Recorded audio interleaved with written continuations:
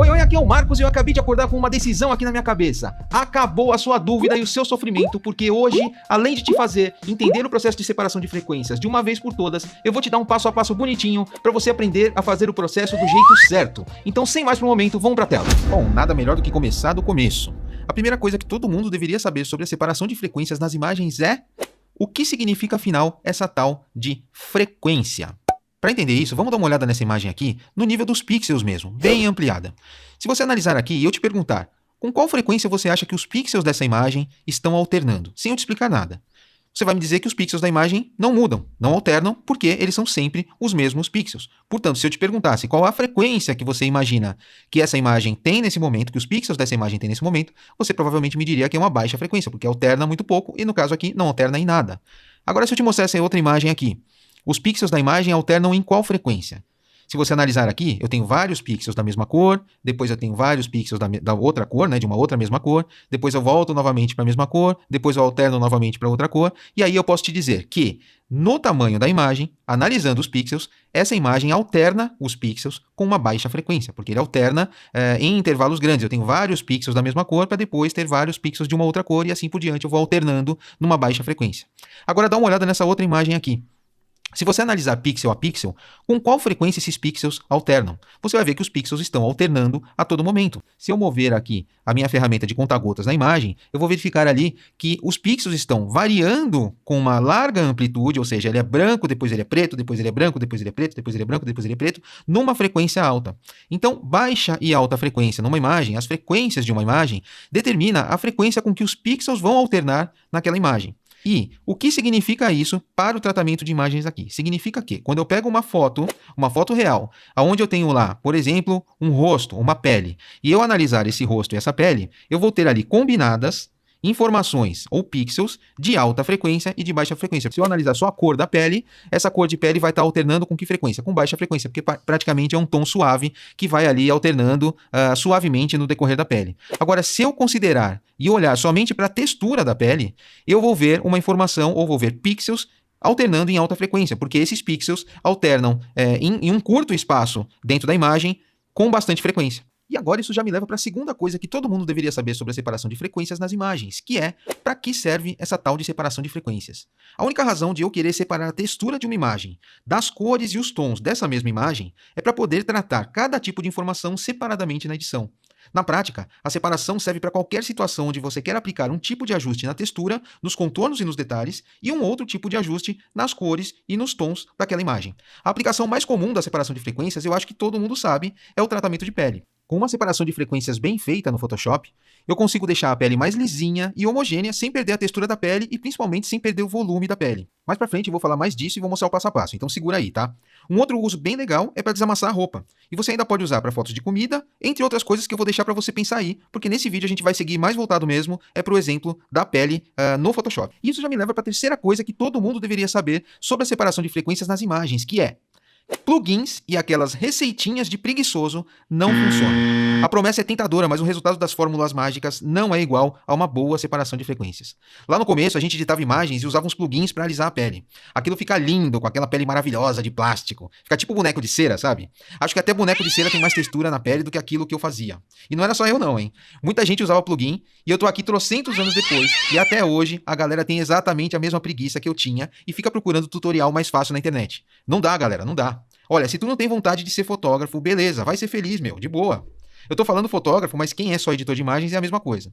A questão é que todas essas paradinhas de preguiça não funcionam porque cada pele é diferente. Também porque cada parte do corpo tem um padrão diferente na pele. E para dificultar ainda mais a tua preguiça, cada foto vai capturar a pele de uma forma diferente, a depender da luz usada, do ângulo, da distância e etc.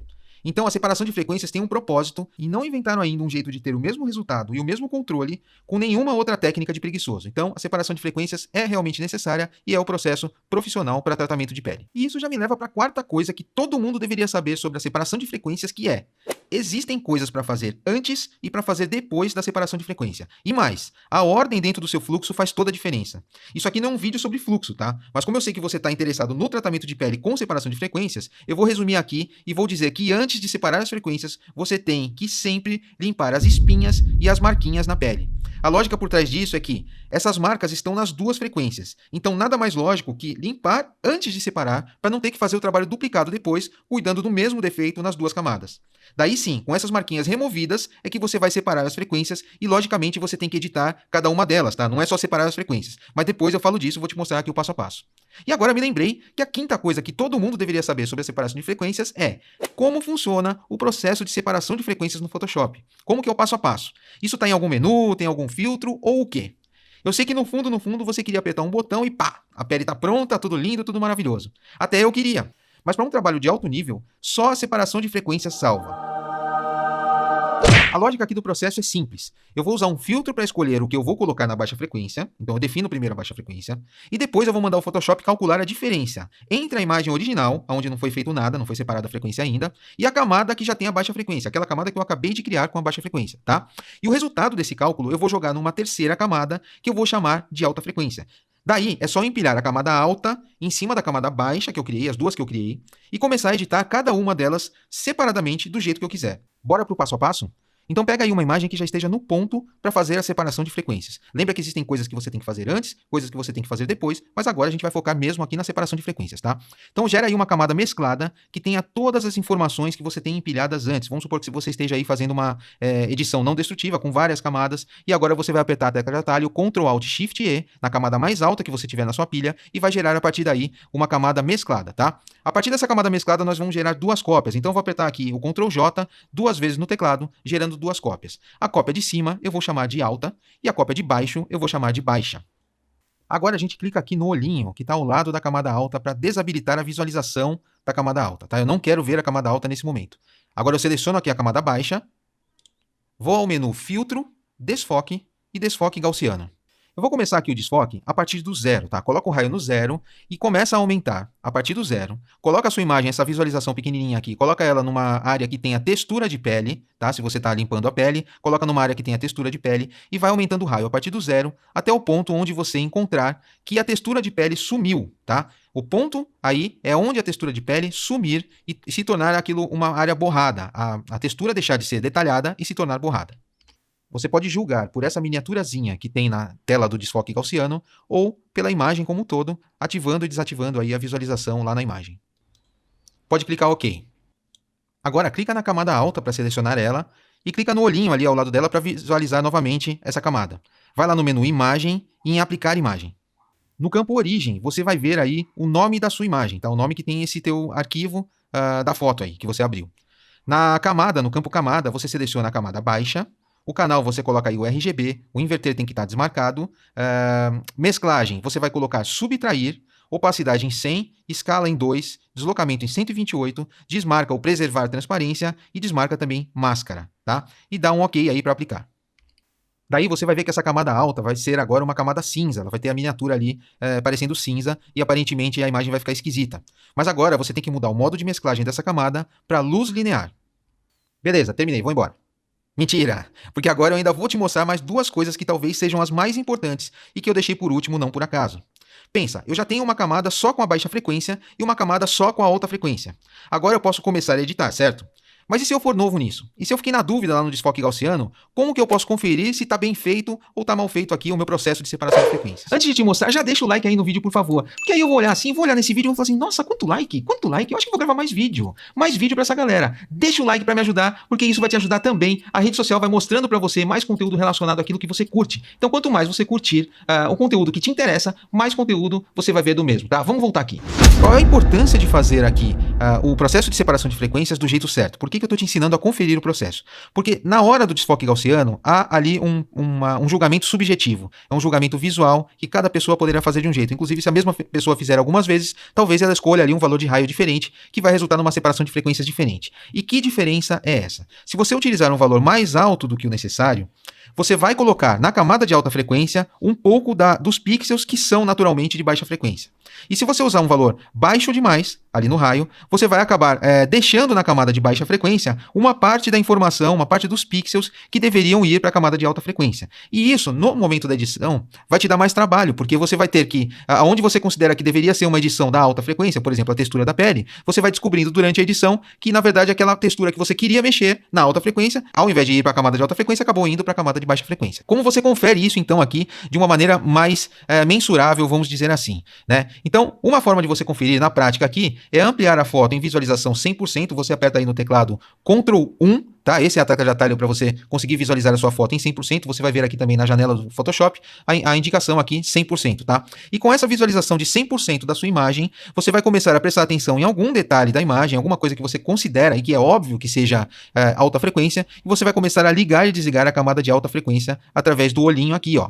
E aí você vai vendo se aquilo que você considera alta frequência está sumindo quando você desliga a camada alta. Então, um bom julgamento é feito através das texturas de pele, também dessas marcas de expressão, ó. Repara aqui esse risco aqui, essa marca de expressão que ela tem aqui. Se eu desligar aqui, ó, ele some. E aí eu consigo conferir, então, que o meu tratamento da alta frequência está bem feito. Um outro jeito óbvio de conferir aqui se a separação de frequências foi bem feita é criar um grupo aqui com as duas camadas, a alta e a baixa. Seleciono aqui a camada alta, seguro a tecla Ctrl ou Shift no meu teclado, clico na camada baixa e aperto aqui a tecla de atalho Ctrl G no meu teclado para criar um grupo, tá? Esse grupo eu vou renomear aqui como separação de frequências. Agora, se eu desligar e ligar a visualização desse grupo, eu teria que ver a mesma imagem exatamente igual como ela estava antes, tá? Então vamos lá, eu vou desligar esse grupo e vou ligar o grupo. Desliguei o grupo, liguei o grupo. Em teoria, na visualização, tá, julgamento visual, você não deveria ver diferença alguma em relação à imagem original. Se você ver alguma diferença, pausa o vídeo agora, volta lá, faz o processo de novo que você deve ter feito alguma coisa errada. Ou me pergunta aqui nos comentários, tá? Beleza. E o terceiro jeito que eu vejo aqui, bem útil, de checar se a tua separação de frequências tá legal, se você realmente jogou só a alta frequência na camada alta, é você selecionar aqui a camada alta, e temporariamente remover a saturação dessa camada alta, tá? Eu vou fazer isso apertando a tecla de atalho Ctrl Shift U, tá? Com isso eu removi a saturação dessa minha camada alta. Seria o mesmo clicar aqui em Imagem, Ajustes, Remover Saturação. E aí, eu estou fazendo isso temporariamente, tá? Eu vou desfazer já já. E aí, o que eu tenho que ter aqui é um resultado onde a minha imagem não mude muito em relação à minha imagem original. Ou seja, dessaturando a camada alta, temporariamente, eu tenho basicamente a mesma imagem que eu tinha antes. Então vamos ver aqui, ó. Eu tenho já a minha camada alta dessaturada, né? Eu já removi a saturação dela e agora eu vou clicar e desligar aqui o grupo de separação de frequências. Em teoria, eu não tenho que ver muita diferença em relação à minha imagem original e essa imagem aqui composta já com a separação de frequências, ó. Desligo a camada, ligo a camada, desligo a camada, ligo a camada. Eu estou vendo basicamente a mesma informação. Se você dessaturar a camada alta e você ver uma imagem muito diferente, significa que você colocou na camada alta também os pixels que deveriam ter ficado só na camada baixa, que são as cores e os tons. Quando eu tiro a saturação da minha camada alta e ela não muda nada na minha imagem, quando ela está dessaturada, significa que eu tenho na camada alta somente as texturas, os detalhes, enfim, os contornos ali da minha imagem. Eu vou desfazer aqui, olhando aqui pelo histórico, estou usando ali o ícone do histórico, para voltar atrás aqui até o ponto onde eu havia removido a saturação da minha imagem. Obviamente aquela dessaturação foi só um ajuste temporário para a conferência, e por isso então eu desfiz aqui a remoção de saturação que eu havia feito na camada alta. Só falta agora a sétima coisa que todo mundo deveria saber sobre a separação de frequências, que é como editar cada camada. Então anota aí as dicas principais que se aplicam ao tratamento de pele com a separação de frequências, que é aqui o nosso assunto principal dentro desse vídeo. Na camada baixa, eu tenho que remover as manchas, limpar as imperfeições, suavizar os tons, homogeneizar as cores, alisar a pele, mas evitar aquela pele chapada ou pele de plástico. Já na camada alta, eu tenho que limpar as imperfeições de alta frequência, tenho que manipular os detalhes e tenho que manter ou aprimorar as texturas de pele. E aqui, repara que a gente não está falando de Dodge and Burn, tá? Dodge and Burn é assunto para outro vídeo, porque é uma etapa que vem depois de tudo isso que eu acabei de explicar, beleza? Por falar nisso, me diz aí se você tem um jeitinho rápido para fazer um Dodge and Burn nas imagens. Eu tenho um e o vídeo está no meu canal do YouTube. Mas eu quero mais ideias, então me manda aí a sua ideia, porque se você me mandar uma boa ideia, eu vou gravar um vídeo a respeito disso e, obviamente, dou os créditos no vídeo. Pronto, vamos embora. Acabou. Gostou? Me segue. Viu, né? O que vai ter de almoço hoje?